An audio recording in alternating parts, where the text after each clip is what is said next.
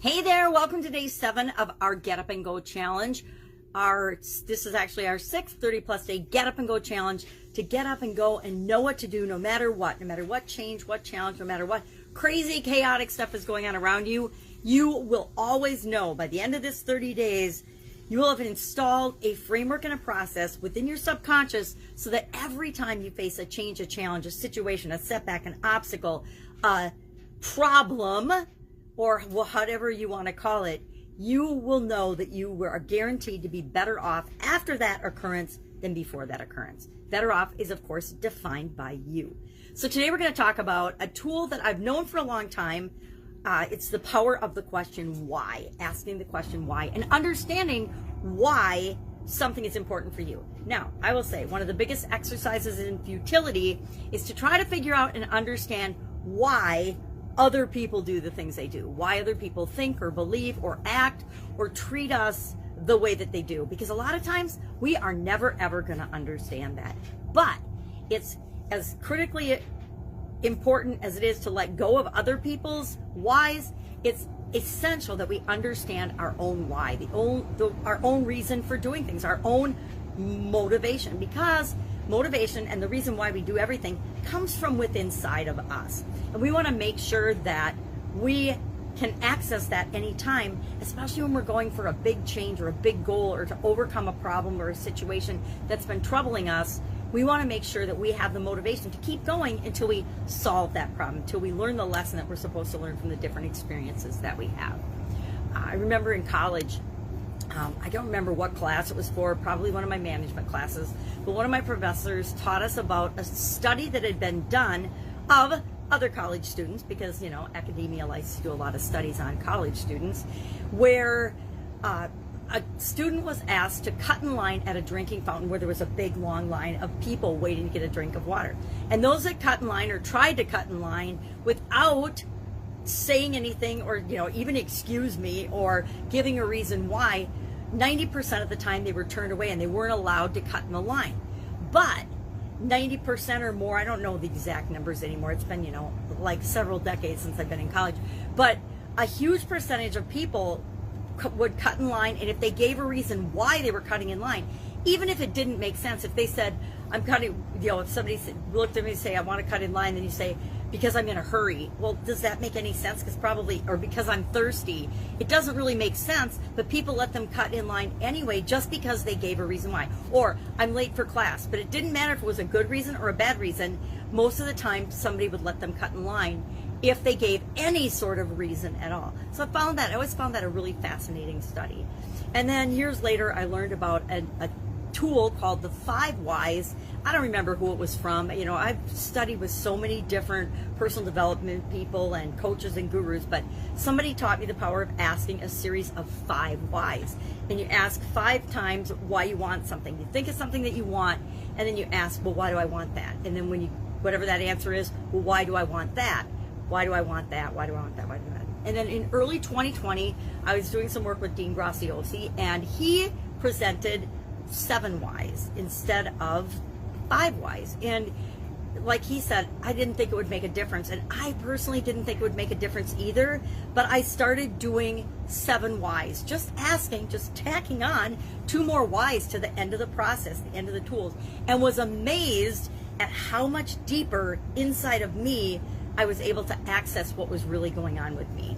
And what I found, and I've done this lots of times now, I've got my notes of all my times I've done 7 whys here, a lot of times, and for each of the different areas and aspects of my life, I have found that it really goes down deeper than I've ever consciously wanted to acknowledge to the true reason I want something.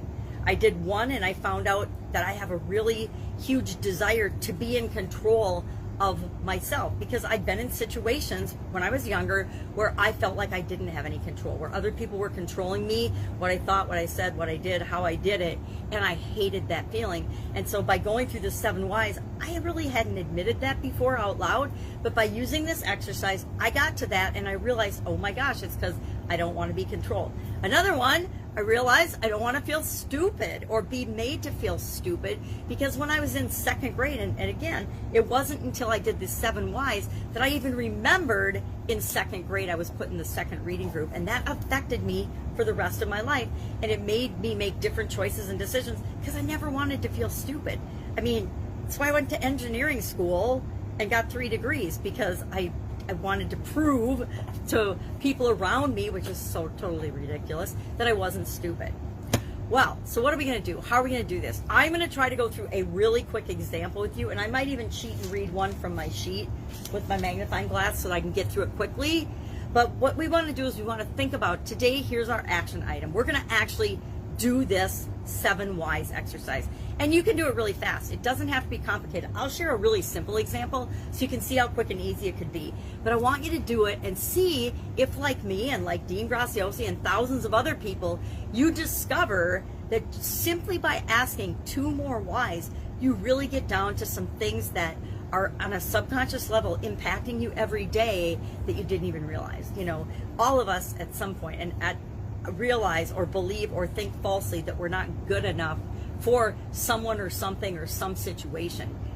And if it happens when we're really young, it just piles on and builds and builds and builds, and you'll see a string throughout your entire life of where you've behaved in different situations where you felt like you were out of control, you felt stupid, you felt like you weren't good enough, or you didn't take advantage of experiences and opportunities because you felt like you were stupid or not good enough. Well, so what are we going to do? We're going to think about something we want, and I'm going to show you some continuous improvement. This is actually my first graphic that I used for, like, I think probably the second Get Up and Go challenge, about all the different areas and aspects of our life. And so yesterday, and it's just on a piece of cardboard, right? And I used this for all, probably at least 4 of the last 5 challenges, if not all 5. Well, last night I got out my markers and I was creative, and I tried to see if I could write backwards the 7 key areas, and I see my 7 is backwards. It looks like F key areas, so I messed up there. Physical, mental, emotional, spiritual, financial, relationships, and contribution. It looks like I got those letters right. I was writing backwards so I could have a quick graphic that you could see in my recording, since it records backwards unless I do it on StreamYard, what those key areas are. So pick one thing that you want. It doesn't even matter what area it's in. I was just showing you an example of graphics. And so that'll be my graphic for this time through. And I'm sure one of these days I'll make an actual good graphic. I'll have somebody create or print one out for me. I am actually, my daughter has a printer, but I'm actually printerless right now. I broke mine, and since I can't see very well to use it anyway, I don't use it. But let's see what we could do with this right now. So what's an example of this? Think about something I want. Let me see what I've done before. I said best-selling author. I am fit, trim, energized, and active. That's a good one. I want to be physically fit, healthy, well, and have well-being and strength. I did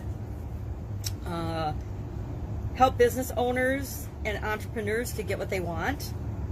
I did, so that's a financial one. I did a certain dollar amount per month.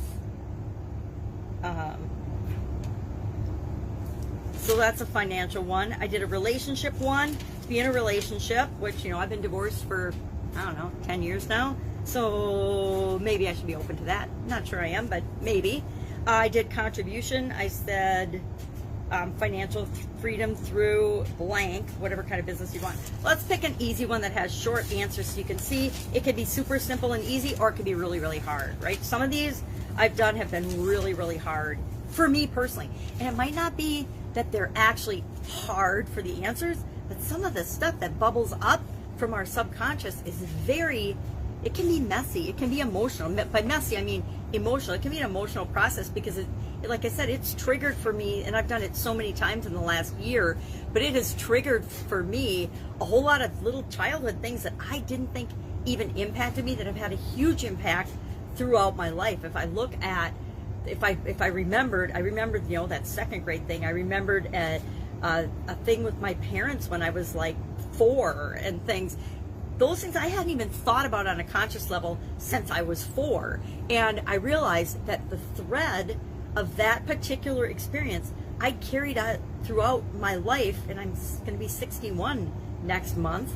I've carried that with me since I was 4 or 8, and And I've seen how I've piled on other beliefs and thoughts and experiences that reinforce that negative false belief, and that I can just let those go now. So let's just pick,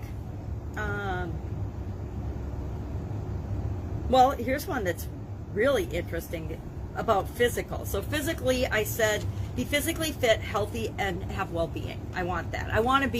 I seriously want to be as healthy as I was in 2011, which was the year after my sudden cardiac arrest.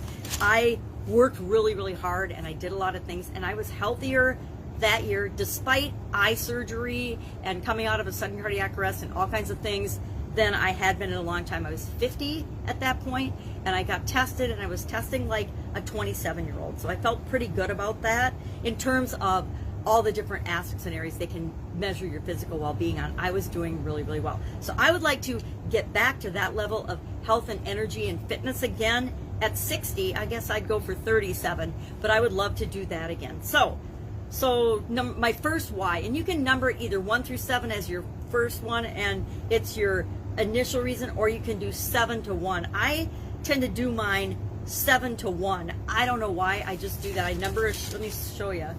I will number a piece of paper, 7, 6, 5, 4, 3, 2, 1, and like 7 is my first reason, my first why. What do I want? What do I want on top? And then why do I want it? And that's all I do, is I ask myself, why do I want it? And I usually do it mostly in my head, but then I throw down on paper. I capture them on paper, or I don't remember, right? We think we will, but we don't always remember. So let's look at this one. So I can protect myself from getting sick. So literally, I want to be physically fit, healthy, and have well-being, and I'm going to be really specific. I want to be at my 2011 level of health and wellness, so that I can protect myself from getting sick. I'm sorry, I think I already had COVID, but I definitely don't want to get it again, or anything else that might come my way. I don't want to get anything, any illness, any sickness. So how do I prevent that? I need to do things physically to take care of myself. So my next why was, well, why do I want to protect myself from getting sick? Well, so I have the energy to do whatever I want and the things that I want to do. So I have stamina. Why do I want that? So that I feel good. Why do I want that? So that I look good. Well, why do I want to look good and feel good? So I feel confident and capable. Well, why do I want to feel confident and capable? So I can go after and get what I want. Well, why do I want to do that? So I can be in control and win. That definitely, so I can be in control and win. If I ask myself, if I say I want to be physically fit and healthy and have energy, how on earth does that tie into I want to be in control and win? On a conscious level, I would never have made that connection, but by doing this simple exercise, and it can be as fast as that. You know, what was that? I don't even know how long it took, but it didn't take very long. It can be as quick as that to get to that. And then I can look at and understand, well, I want to be in control and win. Well, why do I want to be in control and win? Because there have been lots of situations in my life where I have felt like I have been absolutely positively out of control and losing. And COVID-19 has exploded that, not for me, but for millions of other people as well. And 2021 is proving to be, you know, a continuation of that. And so we need to take back our personal control and do what we can do with what we've got, so that, and one of those things is this challenge. It's understanding that we have tools and things available to us at any given time that we can use to decide how we want our life to go. Any questions about this, hit me up in the comments below. If you'd like me to go through other areas and aspects of our life with different examples, I'd be glad to do that. I've done every area and aspect of my life and more than once, but for sure I could give some examples of that. I was thinking this morning, I just want to pick a thing that I want, and then I couldn't decide. I guess I could do my grandbaby. I just had a new grandbaby, but I don't know what to do with that. So that's it. That's our tool today, 7 whys. What I'd like you to share in the comments below is just one thing that you learned about yourself by doing this exercise, by doing this 7 why exercise. And if you go all the way 7 levels deep and you don't learn anything, say, hey, I didn't learn anything. And then I'm going to, of course, challenge you to do it again, because I guarantee that, you know, if somebody who's done the 5 whys forever sees a benefit by doing 2 more whys, like me, I guarantee you will too. All right, have an amazing day. I'll be with you tomorrow. Bye. What are we going to do next? We're going to get up and go, that's for sure.